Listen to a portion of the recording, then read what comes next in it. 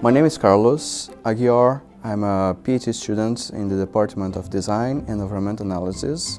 I work with Professor Keith Green in the Architectural Robotics Lab. My specific study, I'm designing a cyber-physical artifact to be installed in underused public spaces. The idea of my artifact, I call it Transform, is to integrate technology, interactive technology, and to ground them in physical space. This is one configuration of the artifact. It would bend and would provide and create a different space for people accomplishing different activities. So this is one design iteration that we have selected and further explored in full-scale prototype.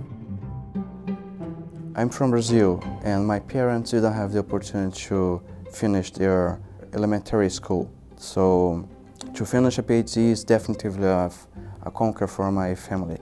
In terms of the history, if you look at that, that's one thing that means a lot. I am Carlos Aguiar, and I'm Human Ecology.